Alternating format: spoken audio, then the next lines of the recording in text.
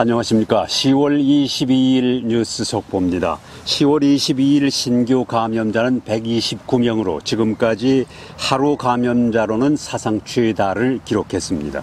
이 중에 120명은 오클랜드에서 그리고 9명은 와이카토에서 나왔습니다. 정부는 백신 접종률이 90%를 넘어설 때 작년 3월에 도입한 지금의 경보 수준 시스템을 대체하기 위해서 새로운 신호등 체계를 공개했습니다. 간단하게 소개해드리겠습니다. 먼저 녹색 신호입니다. 뉴질랜드 전역에 코로나 바이러스가 남아있기는 하지만 지역 간의 전파가 되지 않고 의료 시스템이 대응할 준비가 돼 있는 경우입니다.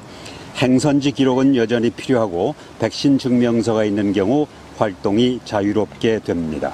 백신 증명서가 없으면 대부분의 장소와 이벤트는 100명까지로 인원이 제한되고 직원은 마스크를 착용하고 소매점에서는 거리 두기를 해야 됩니다. 다음 주황색 신호입니다. 지역 감염자가 늘어나는 상황에서 사용하는 신호인데 대중교통을 이용할 때와 대부분의 실내 장소에서는 마스크를 의무적으로 써야 하고 1m 신체적 거리를 유지해야 됩니다. 직장과 교육 장소는 보건 조치를 취한 상태로 개방됩니다. 예방접종 증명서가 있는 경우 접대, 행사, 모임에 제한이 없습니다. 예방접종 증명서가 없는 경우에는 접대는 비접촉식이어야 하고 결혼식은 거리 두기를 하는 조건으로 50명까지 모임을 제한하고 체육관은 문을 열 수 없습니다. 행사도 불가능합니다. 다음은 적색 신호입니다. 의료 시스템을 보호하기 위해 필요한 조치로 병원 입원 환자를 수용하기 힘든 경우에 사용하는 신호입니다. 행선지에 대한 기록을 복원해야 하고 마스크는 반드시 착용해야 됩니다. 공공시설은 100명으로 인원을 제한하고 소매점은 거리 두기를 하는 조건으로 문을 열고 직장에서는 재택근무가 권장됩니다. 백신 접종 증명서가 있으면 접객업소나 모임, 행사 그리고 체육관은 인원을 100명으로 제한하고 백신 접종 증명서가 없으면 접객업소는 비접촉식으로만 가능하고 모임은 10명으로 제한됩니다. 행사나 체육관은 운영할 수 없습니다. 이번에 새로 발표한 신호등 체계는 시민들의 백신 접종률이 90%를 넘어설 때 기존의 1, 2, 3, 4단계 경보를 사용하지 않고 록다운 없이 신호등 체계를 사용하겠다는 것입니다. 10월 22일 신규 감염자는 129명이고 이 중에 120명은 오클랜드에서 9명은 와이카토에서 나왔습니다. 오늘 오전 노슬랜드에서 2명의 감염 사례가 확인됐는데 카이타이아와 카이코해에서 한 건씩 발생했습니다. 이 수치는 내일 통계에 잡힐 것으로 보입니다. 정부는 90% 백신 접종 목표를 달성하면 록다운 없이 신호등 체계를 사용하기로 했습니다.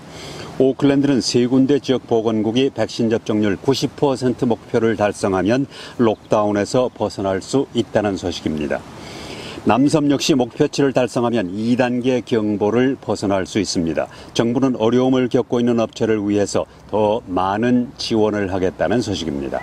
22일 오늘 오전 10시 58분 뉴질랜드 북섬 중부지방에서 진도 5.9의 지진이 발생해서 전국에서 감지됐습니다. 지진 감시기구인 지오넷은 이번 지진은 타우마루누이 남서쪽 30km 지점 지하 210km가 진원지라고 밝혔습니다. 이번 지진은 오클랜드와 남섬 크라이스처치에서도 감지됐습니다. 지진 발생 후 20분 이내 대부분 북섬 중부지방과 남부지방 주민 2만 4천여 명이 지오넷에 지진이 감지됐다는 보고를 한 것으로 알려졌습니다. 지진 발생 초기에는 마그니튜드 진도 5.4로 발표했지만 5.9로 수정됐습니다. 10월 22일 뉴스 속보였습니다. 누군가는 말합니다. 제가 기적을 이뤄냈다고. 하지만 기적을 이룬 건 바로 대한민국이었습니다. 세계 속에 빛나고 있는 한류의 기적, 대한민국을 빛낸 한 표의 기적까지. 한 표의 기적이요? 세계 어디서나 함께 만들어가는 대한민국의 기적. 바로 재외선거 신고 신청입니다.